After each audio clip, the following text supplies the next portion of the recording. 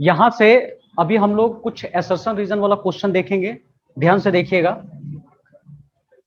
सबसे पहले ऑप्शन देख लो कि जवाब हमें कैसे देना है। Both A and R, assertion का मतलब आप समझो कि स्टेटमेंट टाइप का हो गया, रीजन हो गया, उसी से रिलेटेड हमारा कुछ स्टेटमेंट दिया हुआ है, कनेक्शन मिलेगा आपको। आर ये दोनों ट्रू होगा और R correct explanation of A दिया हुआ है। Both A and R true but R is not the correct explanation of A. A true होगा, आर फॉल्स होगा, ये फॉल्स होगा, तो वो वाला मतलब दोनों फॉल्स हो सकता है। सबसे पहला देख लीजिए क्या कह रहा है इसमें कि ए, ये एक मैट्रिक्स दिया हुआ है, इज अ रो मैट्रिक्स। ध्यान से देखो, ये एक रो मैट्रिक्स ऑर्डर कितना दिया हुआ है 1/4, ये सही है। इसमें सिंगल रो है, कॉलम कुछ भी हो सकता है, तो हमने इसका जो ऑर्डर लिखा, ऑर्डर कितना हो गया 1/4 लिख दिया मैंने, ठीक है। अब बताओ दूसरा जो रीजन दिया हुआ है, a matrix having one row and any number of column is a row matrix, ये भी लाइन सही है।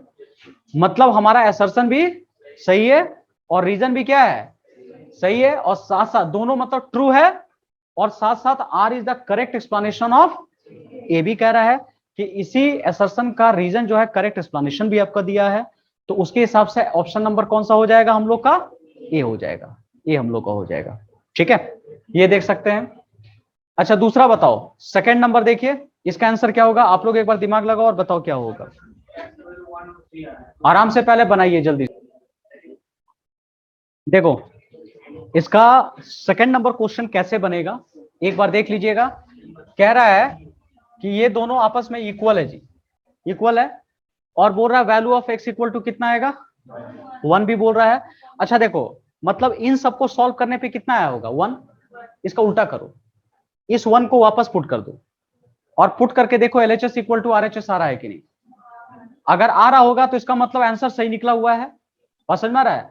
पुट करो 1, तो 1 का स्क्वायर 1 -4 कितना आ गया बोलो, इधर भी -3 है, सही है। यहां 1 का स्क्वायर 1, तो ये भी क्या है, सही है। 1 का स्क्वायर 1, और यहां भी 1 पुट करके देखो, तो -1 + 2 किया तो 1, सही है। और 1 का क्यूब किया तो 1 आ गया, 1 तो बेशरम है, 1 के ऊपर कुछ भी रख दो 1 ही आएगा, और इधर भी 1 हो गया। इसका मतलब एलएचएस इक्वल टू आरएचएस। तो इसको सॉल्व करके जो आंसर आया होगा बिल्कुल सही है हमारा। और नीचे वाला तो ऐसे ही सही है हम लोग का, कि दो मैट्रिक्स अगर आपस में इक्वल होगा तो क्या होता है, सेम ऑर्डर होना चाहिए, और ये जो कोरस्पॉन्डिंग एलिमेंट क्या होना चाहिए, सेम होना चाहिए, ए आई J equal to B I जे, ठीक है। तो इसका मतलब क्या हो गया बताओ, कि ए भी सही है, बी आर भी सही है, और R is the correct explanation of A भी है। क्योंकि ये दोनों कैसे सॉल्व होगा जी, पहला वाला पहला से इक्वल करोगे, ऑर्डर सेम होगा तब जाकर आप काम करोगे।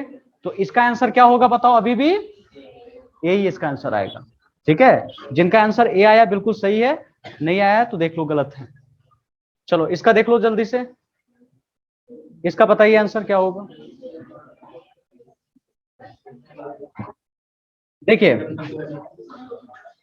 थर्ड नंबर एक बार चेक कर लेते हैं, कुछ लोगों का बी आ रहा है, कुछ लोग का डी आ रहा है, देख लेते हैं क्या क्या है। पहला क्या कह रहा है कि A and B are symmetric matrix of same order, तो A B minus B A is also symmetric, क्या ये सही है, आराम से देख लीजिए। अगर चेक करना है तो कोई बात नहीं, इसका नाम कुछ भी रख लो, पी ए बी माइनस क्या होगा बी ए। अगर मान लो P का ट्रांसपोज किए और P आ गया तो क्या हो जाएगा सिमेट्रिक, और P का ट्रांसपोज किए और क्या आ गया -P, तो स्क्यू सिमेट्रिक।